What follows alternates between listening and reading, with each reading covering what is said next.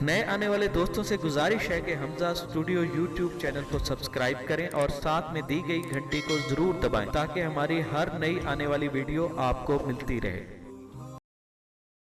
الحمدللہ رب العالمین والصلاة والسلام علی سید الانبیاء والمرسلین۔ قال اللہ تعالی وتبارک فی القرآن المجید والفرقان الحمید لقد کان لکم فی رسول اللہ اسوۃ حسنہ صدق اللہ العظیم۔ اللہم صلی علی سیدنا و مولانا محمد وبارک وسلم۔ حمد و سلام کے بعد انتہائی واجب الاحترام ذوی الاحتشام حضران اسلام، السلام علیکم ورحمۃ اللہ وبرکاتہ۔ باتوفیق باری تعالی مجھے اور آپ کو حضور علیہ السلام کے ذکر جمیل کی سعادت مندیاں نصیب ہو رہی ہیں۔ دعا ہے اللہ تعالی میری اور آپ کی حاضری کا ایک ایک لمحہ قبول فرمائے اور قابل عمل باتوں پر توفیق عمل نصیب فرمائے۔ میں حضور علیہ السلام کی سیرت کے کچھ پہلو آپ کے سامنے بیان کر کے اپنی بات مکمل کر لینا چاہوں گا، اس دعا کے ساتھ کہ اللہ تعالیٰ مجھے اور آپ کو قابل عمل باتوں پر توفیق عمل نصیب فرمائے۔ بیٹا میرا خطاب کوئی گھنٹے کا نہیں ہے، 30-35 منٹ، بس جتنی آپ نے توجہ سے سن لیں گے یہ آپ کا تعاون ہوگا، اللہ آپ کا آنا قبول فرمائے۔ آپ جانتے ہیں کہ اللہ کے رسول صلی اللہ علیہ وآلہ وسلم کی جس وقت ولادت ہوئی تو 7 دن تک اپنی والدہ حضرت آمینہ سلام اللہ علیہ کا دودھ پیا۔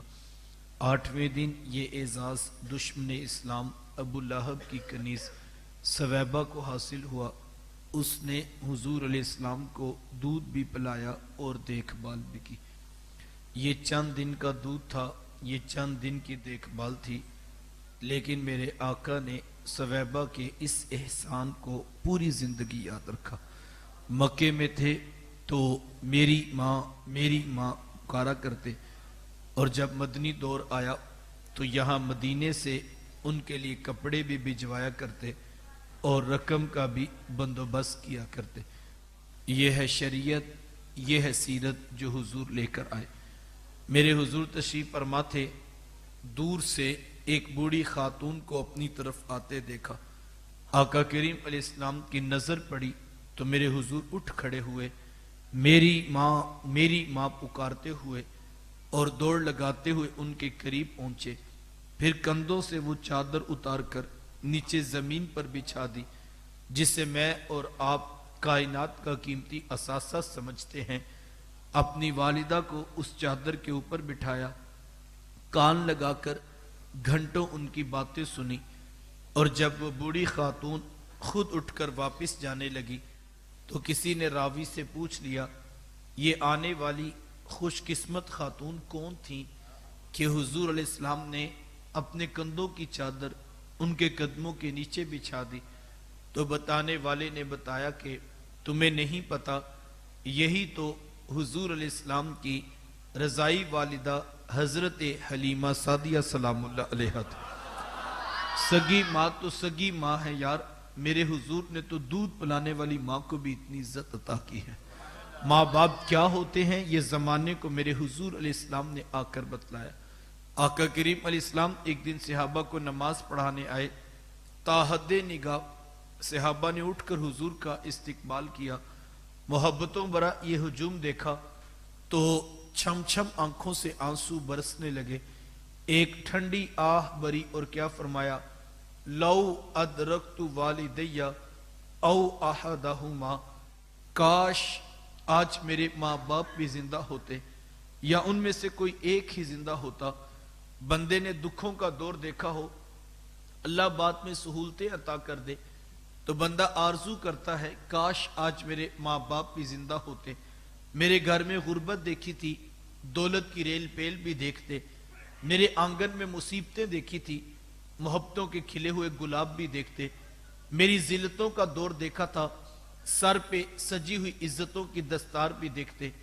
آپ جانتے ہیں کہ حضور ابھی شکم مادر میں تھے کہ میرے حضور کے والد کا انتقال ہو گیا، 6 سال کی عمر ہے، ابوا کی ریت کا مقام اور 3 نفوس پر مشتمل قافلہ، حضرت ام ایمن حضرت آمینہ سلام اللہ علیہا اور حضور علیہ السلام کہ حضرت آمینہ کو بھی بخار ہو گیا. سمجھ گئی کہ میرا یہ بخار جان لیوا ثابت ہوگا.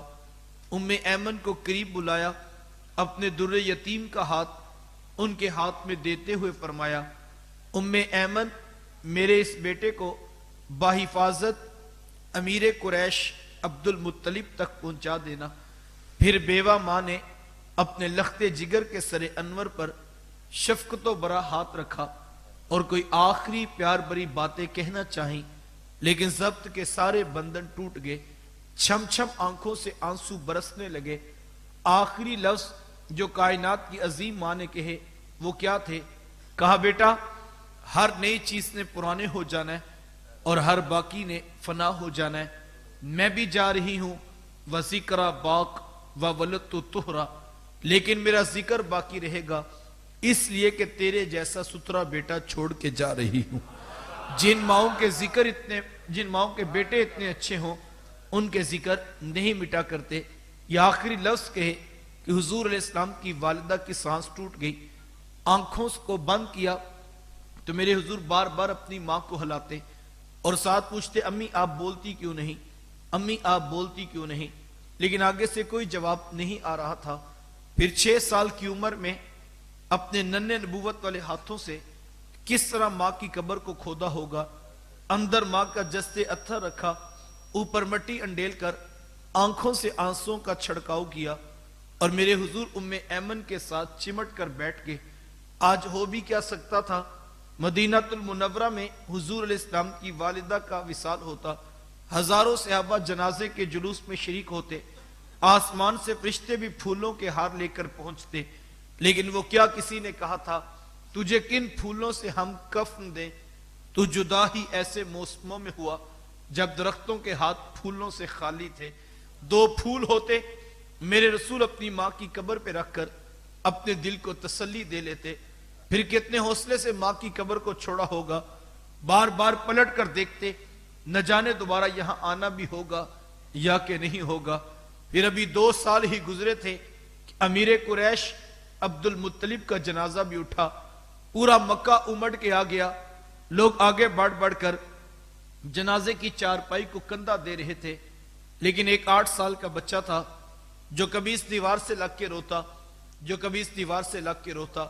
پھر شاب ابی طالب کی گھاٹی بھی آئی, طائف کے بازاروں میں پتھر بھی مارے گئے, گندی اوجریاں جس میں اتھر پہ ڈالی گئی. ایک بدبخت گلے میں کپڑا ڈال کر تاؤ بھی دیتا ہے. یہ سارے دکھ, تکلیفیں, مصیبتیں, پریشانیوں کا دور گزر گیا. آج ایک عرصے کے بعد جب میرے حضور نماز پڑھانے آئے, صحابہ نے اٹھ کر محبتوں سے استقبال کیا. آنکھوں میں آنسو آ گئے, شدت سے اپنے ماں باپ یاد آنے لگے. ایک ٹھنڈی آہ بری اور کیا فرمایا, لو ادرکت والدیہ او احدہما, کاش آج میرے ماں باپ بھی زندہ ہوتے یا ان میں سے کوئی ایک ہی زندہ ہوتا. پھر میں لوگوں کو نماز عشاء پڑھا رہا ہوتا, اس میں سورہ فاتحہ کی تلاوت کر رہا ہوتا. پھر میری ماں کو میرے ساتھ کوئی کام یاد آ جاتا. وہ دروازے پہ آتی, چلمن سرکاتی, اپنے میٹھے اور پیار بھرے لہجے میں فرماتی, ابنی محمد, میرے بیٹے محمد میری بات تو سنو. کہا, لوگوں میں نماز کا مصلی چھوڑ کر پہلے ماں کی بات کو سن لیتا. زمانے کو عملاً بتایا کہ ماں کا وجود کتنا معتبر ہوتا ہے. میرے حضور تشریف فرماتے, ایک نوجوان حاضر خدمت ہوا, آ کر عرض کرتا ہے, حضور میں جہاد پہ جانا چاہتا ہوں. میرے آقا پوچھتے ہیں, احیٌ والدہ کا, کیا تیرے ماں باپ زندہ ہیں؟ قال نعم, جی حضور زندہ ہیں. قال ففیہما فجاہد, فرمایا جاؤ ان کی خدمت کرو, یہی تمہارے لیے جہاد ہے. ماں تڑپ رہی ہو, بیٹا جہادی تنظیم کے ساتھ جہاد کرتا پھرے, اللہ کی قسم عرش کا رحمان ناراض. باپ کو ضرورت ہے بیٹے کی اور بیٹا تبلیغی گشت پہ نکلا ہوا ہے, اللہ کی قسم عرش کا رحمان ناراض. ماں باپ بیماری میں تڑپ رہے ہیں, وہ فالج میں مبتلا ہیں, اور بیٹے پیر کی چوکھٹ پہ جھاڑو دیتے پھرتے ہیں, اللہ کی قسم عرش کا رحمان ناراض. یہ آج کے 2 نمبر اور ڈبے پیر تو حیثیت کیا رکھتے ہیں.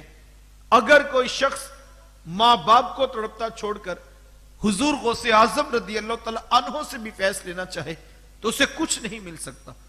پہلی مرشد تو ماں ہے, سب سے بڑا پیر تو صاحب تیرے گھر تیرا باپ بیٹھا ہے, ان کی خدمت کر, یہ تیرے لیے جہاد جیسا افضل عمل ہے. اور یہ میں نہیں کہہ رہا, یہ اللہ کے رسول فرما رہے. لیکن آج ہم معاشرے کا محاسبہ تو کریں. کوئی پیر کی چوکھٹ مل کے بیٹھا ہے, کوئی یاروں کی ٹولیاں بات کرتا پھرتا ہے, کوئی کرکٹ کے میدان کا کپتان بنا ہوا ہے, اور کوئی راتوں گے تک دوستیاں نبھاتا پھرتا ہے. بیٹا سچی بات بتا رہا ہوں, اگر تو ماں باپ راضی ہیں, ان کو راضی کر کے کسی طرف جاؤ گے تو اللہ بھی راضی ہے.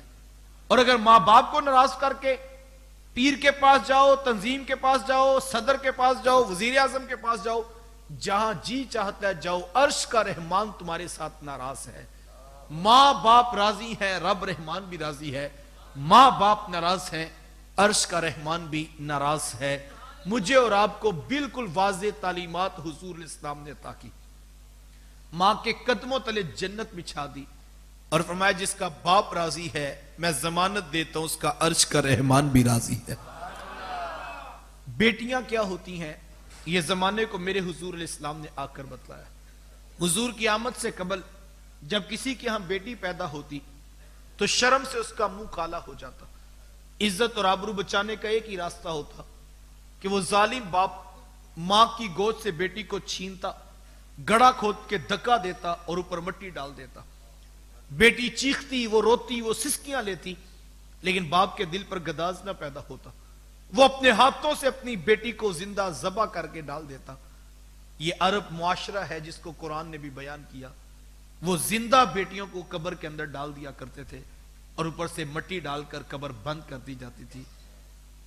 جس دور میں بیٹی ذبح کی جا رہی تھی, جس دور میں بہن زندہ درگور کی جا رہی تھی, میرے حضور نے اس دور میں کلمہ حق بلند کیا, اور حضور میں بیٹیوں کو ذبح کرنے والوں سن لو, فاطمہ تو بدعۃ منی, میری فاطمہ تو میرے جگر کا ٹکڑا ہے. یہ کلمہ محبت بھی ہے اور یہ کلمہ جہاد بھی ہے. آج میں اور آپ اپنی بیٹی یا بہن کے لیے کوئی پیار بری بات کہیں تو یہ بہت بڑی بات نہیں ہے. کیوں؟ اس لیے کہ آج اس معاشرے میں بیٹی کی عزت ہے, آج اس معاشرے میں بہن کا وقار ہے. یوں ہی تو نہیں بوڑھا باپ جھکی ہوئی کمر پر بوریاں لاد لاد کے مزدوری کر رہا ہے کہ میں نے اپنی بیٹی کے ہاتھ پیلے کر کے عزت سے رخصت کرنا ہے. جوان سال بھائی فیکٹری میں اوور ٹائم لگا رہا ہے, 3 ٹیوشنیں پڑھا رہا ہے کہ میں نے اپنی بہن کے ہاتھ پیلے کر کے عزت سے رخصت کرنا ہے. یار یہ باپ تو ذبح کرتا تھا, یہ بھائی تو زندہ درگور کر دیتا تھا, آج اس کے سینے میں اتنا پیار کوٹ کوٹ کر کس نے بھر دیا؟ جواب ایک ہی ملے گا, یہ فیض ہے آمینہ کے لال کا, جنہوں نے کٹتی بیٹیوں کو عزت عطا کی, ذبح ہوتی ہوئی بہنوں کو زندگی کی بہاریں عطا کر دی. میرے حضور ایک دن گھر تشریف لائے. ام المومنین حضرت عائشہ صدیقہ رضی اللہ تعالی عنہ عرض کرتی ہیں کہ حضور آج بڑا عجیب ماجرا ہوا. حضور میں عائشہ آج کیا ہوا؟ عرض کی حضور ایک حبشیہ نیاد عورت آئی اور اس نے آ کر صدا لگائی. میں نے گھر میں تلاش کیا کہ کوئی چیز مل جائے تو میں اس کو صدقہ کر دیتی ہوں. نبی کی چوکھٹ تھی, خیال تھا کہ گھر سے سائل خالی نہ جائے. فرماتی میں نے کوشش کی تو مجھے ایک خشک کھجور, ایک چھوہارا مل گیا. حضور میں نے وہ اس کو صدقہ کر دیا. حضور اس نے اس کھجور کو توڑا, ایک ٹکڑا دائیں جانب والی بیٹی کو کھلا دیا اور ایک ٹکڑا بائیں جانب والی بیٹی کو کھلا دیا. حضور وہ خود بھی بھوکی تھی, اس کا پیٹ کمر سے لگا ہوا تھا, لیکن ماں نے خود کچھ نہیں کھایا, سب کچھ اپنے بچوں کو کھلا دیا. یہ کہتے کہتے ام المومنین آپ دیدہ ہو گئی, آنکھوں سے آنسو جاری ہو گئے. حضور میں سنو عائشہ, اگر کل قیامت کے دن ان بچیوں کی ماں کو جہنم میں جانے کا حکم ہو گیا تو یہ بیٹیاں درمیان میں آڑ بن کے کھڑی ہو جائیں گی کہ مالک ہم تو اپنی ماں کو جہنم میں نہیں جانے دیں گے, اللہ ان بچیوں کے کہنے پر ان کی ماں کو جنت عطا کر دے گا. کہاں بیٹی پیدا ہوتی دفن کر دی جاتی, کہاں بیٹی کہہ دے مالک میری ماں کو معاف کر دے, رب ماں کو بھی معاف کر دے گا. حضور علیہ السلام نے خود فرمایا جس کو اللہ نے 2 بیٹیاں دی یا 2 بہنیں عطا کی, پھر اس نے ان کی تربیت کی, پرورش کی, یہاں تک کہ ان کا نکاح کر دیا, پھر پیچھے سے بھی اس نے خیر خبر رکھی, دروازہ بند نہیں کیا. بھائی تھا تو بھائی نے بازو محبت کے بہن کے لیے پھیلا دیے, باپ تھا تو ساری زندگی باپ نے بیٹی کے سر پہ شفقت کا ہاتھ رکھا. کسی نے یہ کام کیا 2 بیٹیوں کے ساتھ یا 2 بہنوں کے ساتھ, ان کی شادی کی خیر خبر رکھتا رہا, ان کے سر پہ شفقت کا ہاتھ رکھتا رہا. میرے حضور فرماتے اتنا خوش قسمت شخص ہے, کل قیامت کے دن میرے اتنے نیڑے ہوگا جتنی میری یہ 2 انگلیاں آپس میں قریب ہیں. خوش قسمت ہو اگر تمہیں اللہ نے بیٹیوں کی ذمہ داری دی ہے, خوش قسمت ہو اگر اللہ نے تمہارے ذمہ بہنیں لگا دی ہیں. ان کو بوجھ نہ سمجھنا, ان کو مصیبت نہ سمجھنا, ان کے سروں پہ شفقت کا ہاتھ رکھنا, ٹینشن نہ لینا کہاں سے جہیز آئے گا, کہاں سے جس رب نے بیٹی پیدا کی ہے اس نے اس کا مقدر بھی پیدا کیا. ٹینشن نہیں لینی, فکر مند نہیں ہونا, محنت ضرور کرنا, اس لیے نہیں کہ بوجھ پڑ گیا ہے, محنت اس لیے کرنا یہ کام کروں گا میرا رسول کل قیامت کے دن مجھے نیڑے کھڑا کر لے گا. کتنا بڑا کام ہے. اگر کسی کو یہ ذمہ داری ملی ہے تو وہ اللہ کی کرم نوازی سمجھے. جس نے بیٹیاں پیدا کی ہیں اس نے بیٹے پیدا کیے ہیں, وہ جس کو چاہتا ہے بیٹے عطا کرتا ہے, جس کو چاہتا ہے بیٹیاں عطا کرتا ہے, جس کو چاہتا ہے دونوں عطا کرتا ہے, اور جس کو چاہتا ہے ایک بھی عطا نہیں کرتا. یہ اس کی تقسیم ہے. اگر کسی بہو کے پاس صرف بیٹیاں, ان سے نفرت نہ کرو. یہ میرا معاشرہ بڑا ظالم معاشرہ بن گیا. جس بہو کے پاس صرف بیٹیاں اس سے نفرت کی جاتی اور اس کو تانا دیا جاتا ہے کہ بیٹے تو مقدر والے کے گھر میں پیدا ہوتے ہیں, یہ تو ہر سال بیٹی کو جنم دیتی ہے. تمہیں پتہ ہی کتنا بڑا جملہ ہے. جو بیٹی کو پیدائش دیتا ہے وہ اللہ ہے جس نے اس کا مقدر لکھا ہے. کس کے ہاں بیٹی ہونی ہے, کس کے ہاں بیٹا ہونا, یہ اللہ کے پاس اختیار ہے. اور یہ اس نے بیٹا بس بات, یہ اس کا اختیار ہے, وہ جس کو چاہتا ہے جو عطا کرتا ہے. اتنی سی بات پہ گھر نہ توڑنا, کسی کی بیٹی کو طلاق نہ دینا. آج میرے معاشرے میں طلاق دے دی جاتی ہے. یہ الٹرا ساؤنڈ آ گیا تو پتہ لگے کہ بیٹی کا حمل ہے تو پورا خاندان اس بہو کے ساتھ تعلق توڑ دیتا ہے. کیا وہ پھر ہمارا خرچہ ہوگا اور پھر پیدا بیٹی ہو. بیٹیاں تو اتنی اچھی ہوتی ہیں, اللہ اکبر. میرے رسول کو اللہ نے پہلی اولاد سیدہ فاطمہ زہرا رضی اللہ عنہا, کائنات میں سب سے زیادہ پیار, سب سے زیادہ محبوب شخصیت رب کی کون ہے بلا؟ وہ اللہ کے رسول ہے. جس ذات سے میرے رب کو سب سے زیادہ پیار ہے, جو رب کے محبوب ہیں, اللہ نے ان کو بھی بیٹی کی دولت عطا کی. تو بیٹیاں بڑی مقدر والی ہوتی ہیں, ان کو بوجھ نہ سمجھنا, ان کی ذمہ داری قبول کرو, ان کے سروں. اور اگر کسی کی بیٹی تمہارے ہاں بہو بن کے آئی ہے, اس کو کسی کی بیٹی نہ سمجھو, اس کو اپنی بیٹی سمجھو. اور اگر تم اس بیٹی کے سر پہ شفقت کا ہاتھ رکھو گے, میری ماں جی بڑی سادی سی بات کہا کرتی ہیں, جب ہم چھوٹے ہوتے تو انہوں نے دعا کرنی تو کہنا یا اللہ سارے دیا تیاں نو سکھ دمی تے کسے دے صدقے میریاں نو ہی سکھ دمی. تو ہم نے کہنا امی آپ تو کسی کے لیے دعا کر رہی ہیں, آپ اپنوں کے لیے تو دعا ہی نہیں کرتی. تو ماں جی نے کہنا پتر جو کسی کے لیے سکھ مانگتا ہے نا, اللہ اس کی بیٹیوں کو سکھ ضرور عطا کرے گا. تو بس میری بات سن لیں, یہ سب کچھ ہے, اللہ آپ کو سلامت رکھے. جو کسی کے لیے سکھ مانگتا ہے اللہ اس کی بیٹیوں کو سکھ ضرور عطا کرتا ہے. آج ہر شخص پریشان ہے, کتنے لوگ علماء کے پاس جاتے ہیں, بزرگان دین کے پاس جاتے ہیں کہ حضرت دعا کرو بیٹی کی شادی کی ہے, اس کا گھر آباد ہو جائے. دعا کروانی چاہیے, میں نفی نہیں کرتا, لیکن آپ اتنے لوگ بیٹھے ہیں, میں کہتا ہوں ہر کوئی اپنی بیٹی کے لیے تو دعا کرواتا ہے, اپنی بہو کے لیے اپنے باپ ہونے کا حق ادا کیوں نہیں کرتا؟ آپ اتنے لوگ بیٹھے ہیں, 500-700 یہ لوگ ہوں گے, اگر اتنے لوگ اس بات کا عہد کر لیں جو کسی کی بیٹی ہمارے گھر بہو بن کے بیٹھی ہے, ہم نے اس کے سر پہ شفقت کا ہاتھ رکھنا ہے, اس کو اپنی بیٹی سمجھنا ہے. اگر یہ 500 لوگ ہیں آپ اور 500 گھر اس بات کا عہد کریں ہم نے بہو سے اچھا سلوک کرنا ہے, تو 500 ماں باپ کو یہ خوشخبری ملے گی ہماری بیٹی اپنے سسرال میں آباد ہو گئی ہے.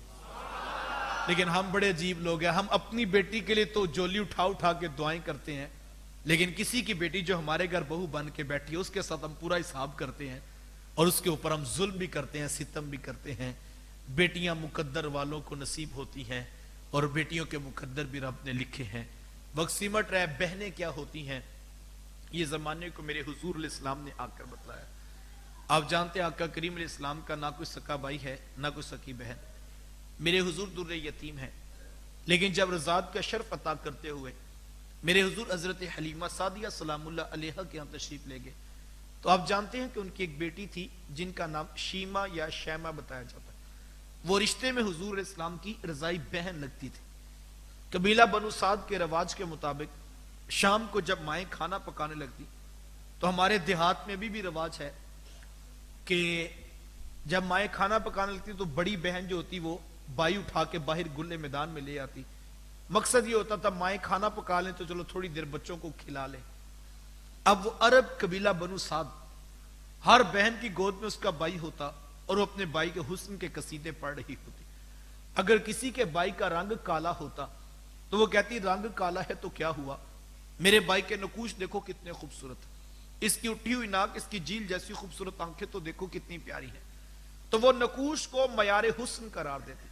اور اگر کسی کے بائی کا رنگ کا چٹا ہوتا تو وہ کہتی رنگ نہیں تو کچھ نہیں, حسن تو ہوتے سارا رنگت میں ہے, میرے بھائی کا رنگ دیکھو کتنا گورا چٹا ہے. تو یہ بحث مباحثہ چل رہا ہوتا اور کوئی بین ہار ماننے کے لیے تیار نہ ہوتی. اتنے میں ایک سم سے حضرت شیما اپنا ویر محمد اٹھا کے لے آتی اور کہتی ذرا میرے ویر کا مقابلہ بھی تو کرو نا. تو وہ کہتی نہیں نہیں شیما تیرے ویر کا مقابلہ تو نہیں نا, تیرا تو ساروں کا ہی سردار لگتا ہے. کتب میں آتا ہے حضرت شیما کا سر فخر سے بلند ہو جاتا اور وہ حضور کو سینے سے چمٹا لیتی اور دعا دیتی ربنا اب کلانا محمدا, انشاءاللہ میرے ویر محمد کو نظر نہ لگے. آج میں دیکھ رہی ہوں بچوں کا سردار ہے, کل اپنی آنکھوں سے دیکھوں جوانوں کا بھی سردار بنے. زندگی کے لیل و نہار گزرتے گئے, حضرت شیما کی شادی ہوگی. مدنی دور کی کہانی ہے. اتفاق سے جس قبیلے میں حضرت شیما کی شادی ہوئی, حضور علیہ السلام کے صحابہ کی لڑائی اور جنگ اسی قبیلے کے ساتھ ہوئی. ان کے کچھ بندے قتل کر دیے, کچھ کو قیدی بنا کر صحابہ مسجد نبوی میں لے آئے. عرب کے رواج کے مطابق قیدیوں کو چھڑانے کے لیے قوم کے سردار فدیہ اور فنڈ اکٹھا کرنے کے لیے نکلے. ہر دروازے پر دستک دیتے اور فنڈ مانگتے. چلتے چلتے حضرت شیما کے دروازے پر بھی پہنچ گئے. دستک دی تو پوچھا کون, کہا قبیلے کے سردار ہیں, فنڈ اکٹھا کر رہے ہیں, تم بھی اپنا حصہ ڈالو. پوچھا یہ فنڈ کس لیے اکٹھا ہو رہا ہے, یہ رقم کی جمع کی جا رہی. تو کہا کہ مدینے میں ایک شخص ہے, ادعائے نبوت رکھتا ہے, اس نے ہمارے لوگ پکڑ لیے, ہم نے اپنے قیدی چھڑانے. تو پوچھا اس کا نام کیا ہے. کسی کی زبان سے بے ساختہ نکلا محمد صلی اللہ علیہ وسلم. ایک عرصے کے بعد حضور علیہ السلام کا نام سنا تو آنکھوں میں آنسو آ گئے. کہا اس نے تمہارے بندے پکڑے, کہا ہاں اس نے ہمارے لوگ پکڑے. کہا پھر فنڈ اکٹھا کرنا چھوڑو, صرف مجھے ساتھ لے چلو. کہا تم کیا کرو گی, کہا تمہارے قیدی چھڑا کے لاؤں. کہا تم اسے جانتی ہو, کہا ہاں ہاں تمہیں نہیں پتا وہ میرے بچپن کا ویر اور بھائی لگتا ہے, میں تمہارے قیدی چھڑا کے دکھاؤں. حضرت شیما قبیلے کے سرداروں کو ساتھ لیا اور حضور علیہ السلام کے خیمہ نوری کی طرف سفر شروع کیا. یہ وہ وقت تھا جب ادب کی آیات نازل ہو چکی. خبردار میرے رسول کی آواز سے آواز بھی اونچی نہ کرنا, ورنہ زندگی کی ساری کمائی غارت کر کے رکھ دو. صحابہ ننگی تلواروں سے در حبیب پہ پہرا دے رہے تھے. حضرت شیما اس خیال سے کہ میں اپنے بھائی کو ملنے جا رہی, جب آگے بڑھنا چاہا تو پہرے داروں نے تلواریں سونپ دی. رک جا دیہاتی عورت, جانتی نہیں آگے کوچہ رسول ہے, آگے تو بغیر اجازت کے جبریل نہیں جا سکتے, تو کون ہے. روایت میں تھے جب راستہ روک دیا گیا, تلواریں سونپ دی گئیں, تو حضرت شیما نے یوں ہاتھ سے تلوار کو جھٹک کے کہا خلو سبیلی وعلموا انا اخت نبیکم, کہا میری راہیں چھوڑ دو, جانتے نہیں میں تمہارے نبی کی باجی اور بہن لگتی ہوں. یہ آواز کانوں میں پڑی تو صحابہ کی آنکھوں پر پلکوں کی چلمنے آ گئے, نگاہیں نیچی کر لی, تلواریں پیچھے ہٹا لی. حضرت شیما پورے پروٹوکول سے خیمہ نوری میں داخل ہوئی. میرے حضور جب دور سے بہن کو آتے دیکھا, حضور اٹھ کر استقبال کیا, مرحبا خوش آمدید پیش کرتے ہوئے فرمایا میری بہن آج کدھر کو آنا ہوا. عرض کی حضور آپ کے بندوں نے ہمارے کچھ لوگ پکڑ لیے ہیں, میں ان قیدیوں کو چھڑانے کے لیے آئی ہوں. سنو بھائیو اللہ کے رسول نے کیا ارشاد فرمایا. حضور فرمایا میری بہن تو نے آنے کی زحمت کیوں گوارا کی, تو گھر بیٹھے بھی پیغام بھیج دیتی, میں محمد تیرے کہنے پہ ہی ساروں کو چھوڑ دیتا. زمانے کو عملاً بتایا کہ بہن کا رشتہ کتنا معتبر ہوتا. پھر چند جوڑے, کچھ گھوڑے, بہت سارا ساز و سامان جمع کیا اور میرے حضور خود بہن کو رخصت کرنے کے لیے دروازے تک آئے. صحابہ نگاہیں نیچی کیے، محبوب علیہ السلام کے ادب میں کھڑے تھے.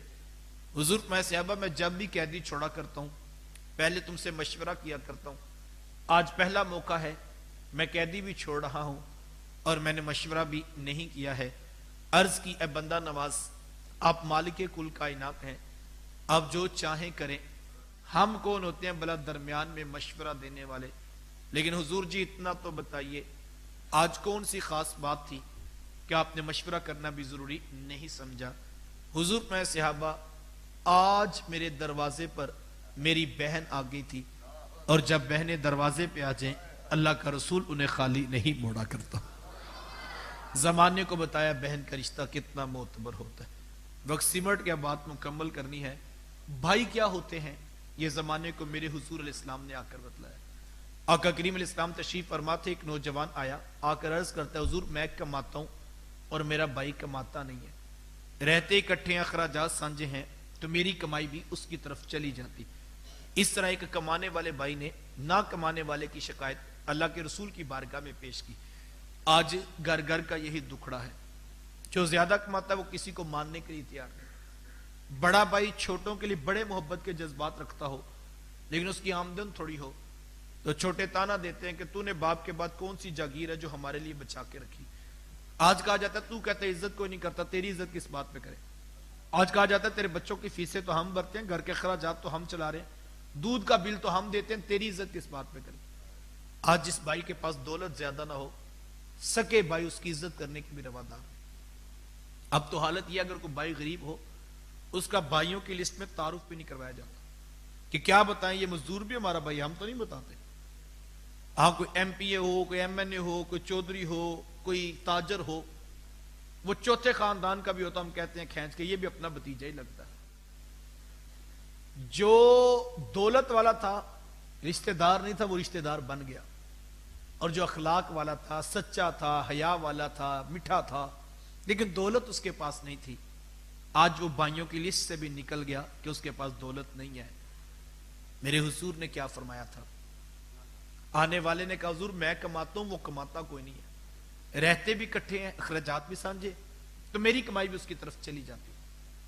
اگر یہ جملہ دل کی تختی پہ لکھ لو اور اس کے مطابق زندگی گزارو، حضور میں ہو سکتا ہے اللہ تجھے رزق تیرے اس بھائی کی وجہ سے دے رہا ہو جو کماتا نہیں ہے. کتنی بڑی بات ہے.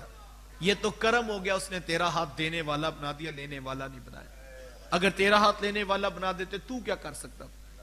تو بھی تو سی ماں کا بیٹا، تو بھی تو سی باپ کی اولاد ہے. تیری رگوں میں کوئی الگ سے سرخ رنگ کا خون تو نہیں دوڑتا، تیرے دماغ میں الگ سے سوچوں کے سوتے تو نہیں پھوٹتے. تجھے اپنی ڈگریوں پہ ناز ہے، تیرے سے بڑی بڑی ڈگریوں والے لوگوں کے آگے خاک چھانتے پھرتے. یہ محض اس کا کرم تو اس نے تیرا ہاتھ دینے والا بنا دیا. ساری برادری پورا خاندان 30 سال سے کاروبار کرنے والے نیچے رہ گئے. تیرا ستارہ اوجے سریا کی بلندیوں کو چھونے لگا. تجھے اونچا اس لیے تو نہیں کیا تھا کہ تو M P A M N A وزیروں کے دعوتیں اڑاتا پھرے، تجھے تو اونچا اس لیے کیا تھا کہ تو پلٹ کے نیچے دیکھتا اور جو بہن بھائی نیچے رہ گئے تب ان کو کھڑا کرنے کا سوچتا. وہ کسی دانشور نے کسی کروڑ پتی کا انٹرویو لیا تو پوچھا جناب آپ کروڑ پتی کیسے بنے؟ آج ہر شخص چاہتا ہے میں بھی راتوں رات امیر ہو جاؤں، میں بھی کروڑ پتی بن جاؤں. تو پوچھا جناب آپ کروڑ پتی کیسے بنے؟ تو اس نے مسکرا کے کہا میں نے اپنے نیچے والوں کو لاکھ پتی بنا دیا، قدرت نے مجھے کروڑ پتی بنا دی. نیچے والوں کے بارے میں سوچو. یہ وہ محبتوں کا دین ہے صاحبو جو حضور لے کر آئے. ہم نے حضور کی آمد کی خوشی میں کمکمے بھی روشن کیے، چراغا بھی کیا، جنڈیاں بھی لگائیں، ہم نے پھول بھی راہوں میں رکھے، ہم نے پتیاں بھی بکھیر لی، ہم نے مٹھائیاں بھی کھلائیں، ہم نے دیگیں بھی بانٹ لیں. یہ سب کام باعث برکت ہے، میں ان کی نفی نہیں کرتا.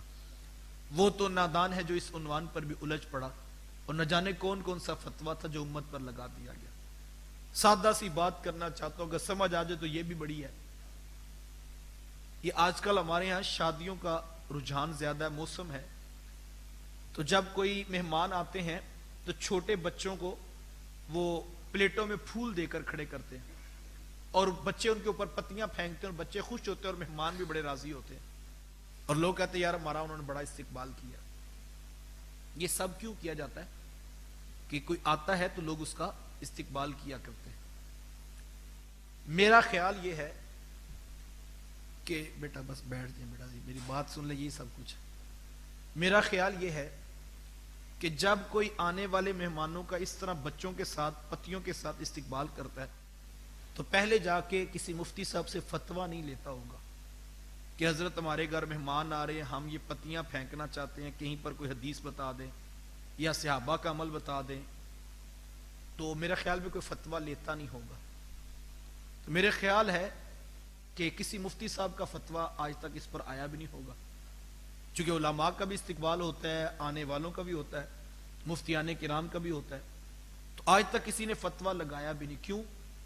اس لیے کہ سب کو پتا ہے انسانوں کی بستی کا اصول یہ ہے کہ جب کوئی شخص آئے لوگ آنے والے کا استقبال کیا کرتے ہیں. مسلک تو مسلک صاحب, اس میں کسی مذہب کا بھی کوئی اختلاف نہیں.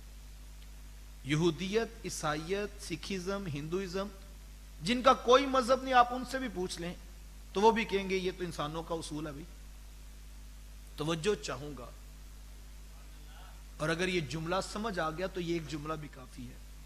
کیا خیال ہے حضور والا, کوئی آئے تو استقبال کرنا چاہیے, نبیوں کے امام آئیں تو استقبال نہیں کرنا چاہیے؟ یہ تو جھگڑا بنتا ہی نہیں تھا, یہ تو اختلاف والا موضوع ہی نہیں تھا. یہ تو پتہ نہیں کس نے ستم کیا, کون سا ظلم ڈھایا امت پر کہ جس نام پر امت نے جڑنا تھا اسی پہ جھگڑا بنا دیا. یار یہ تو اختلاف تھا ہی نہیں. سوال یہ نہیں ہے. سوال کیا ہے میں وہ آپ کو بتاتا ہوں. سوال یہ ہے کہ جو استقبال ہوتا ہے نا, وہ آنے والے کی منشا, مرضی اور مزاج کے مطابق ہوتا ہے. یہ ہوتا ہی نہیں سوال کہ استقبال ہونا چاہیے کہ نہیں. ہاں یہ سوال بنتا ہے کہ استقبال آنے والے کی منشا, مرضی اور مزاج کے مطابق ہوتا ہے. مثال دے کر سمجھاتا ہوں, سادہ سی بات کروں. آپ کو بات سمجھ آ رہی ہے نا میری؟ کوئی استاذ المکرم اسکول میں داخل ہوں اور بچے ان کے استقبال میں پتیاں رکھنے کے بجائے, پھول رکھنے کی بجائے کتابوں کے اوراق پھاڑیں اور یوں ان کے اوپر پھینک دیں. تو استاد پوچھیں گے نا بھئی یہ کیا کر رہے ہیں؟ وہ کہیں حضور آپ کے آنے کی خوشی میں کر رہے ہیں, یہ آپ کا استقبال کر رہے ہیں. تو مجھے بتائیں استاد خوش ہوں گے؟ وہ کہیں گے بھئی یہ استقبال نہیں ہوتا. جس مشن کے لیے ہم زندگی گزار رہے ہیں, ساری زندگی ہم نے تعلیم دی, کتابوں سے پیار اور محبت سکھائی, اور تم نے ہمارے سامنے وہ پھاڑ دی. تو استاد کبھی خوش نہیں ہوگا. سادہ سی بات ہے یار. حضور کی آمد کی خوشی میں کوئی میوزک لگاتا ہے, کوئی ڈانس کرتا ہے, کوئی بے حیائی کا کوئی پروگرام لگاتا ہے اور کہتا ہے میں بھی خوشی منا رہا ہوں, تو اس کی خوشی نہیں ہے, وہ شریعت کا مذاق اڑا رہا ہے. تو شریعت کا مذاق, وہ طریقہ جس سے شریعت کا مذاق اڑایا جائے, وہ حضور کی آمد کی خوشی نہیں ہے. اور رہی بات پھول, کلیاں, پتیوں کی صاحب, تو میں کہتا ہوں اس پر آپ کو بھی الجھنے کی ضرورت نہیں. ہم نے یہ ابھی ہم پچھلے پروگرام میں گئے تو ہمارے دوستوں نے پھولوں کے ساتھ استقبال کیا. تو ہم نے پہلے فون کر کے نہیں کہا تھا کہ ہمارا آنے سے پہلے استقبال کرنا, نہ ہی ہم نے کوئی دلیل دی تھی, نہ کوئی ہم نے فتویٰ دیا تھا کہ استقبال ضرور ہے. کیوں انہوں نے پھر کیوں استقبال کیا؟ اس لیے میرا ماننا یہ ہے کہ جب دل میں پیار ہونا تو کوئی آ جائے تو دل کرتا ہے یار آنے والے کا استقبال ہونا چاہیے. تو صاحب استقبال نہ فتوے سے ہوتا ہے, نہ دلائل سے ہوتا ہے, نہ حوالہ کتاب کا مانگنے سے ہوتا ہے. دل میں پیار ہو تو دل کرتا ہے محبوب کی آمد ہے, پتیاں بھی ہوں, پھول بھی ہوں, کلیاں بھی ہوں, جو ہے لائٹنگ بھی ہو, چراغاں بھی ہو, مٹھائیاں بھی ہوں, دیگیں بھی پکا کے غریبوں کو کھلائی جائیں. میں کہتا ہوں یہ تو پھول, کلیاں, پتیوں پہ الجھ پڑے, ہمارا تو بس نہیں چلتا, ورنہ دل کاٹ کے محبوب کی راہوں میں بچھا دے. صاحب یہ کیسی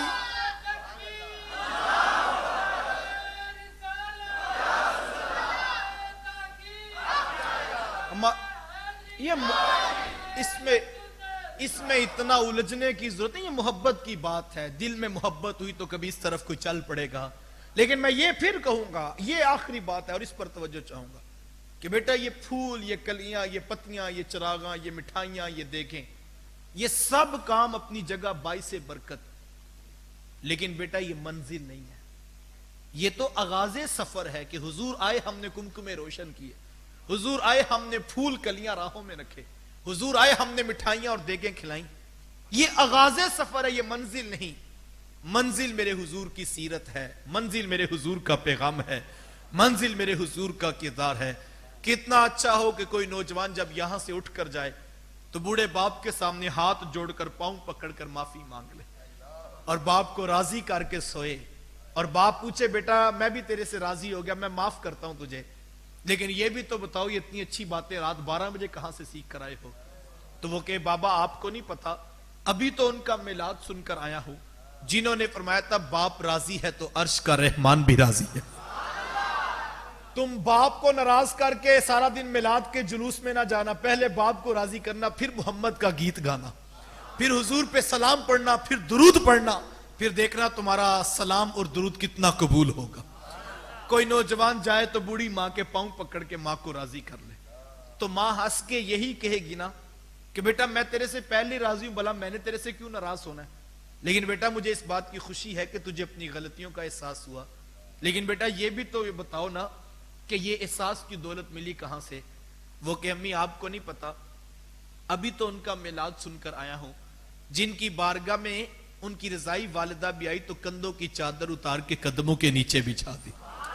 اسی وقت ارادہ کر لیا تھا آج ہی ماں کو راضی کر کے جانا ہے.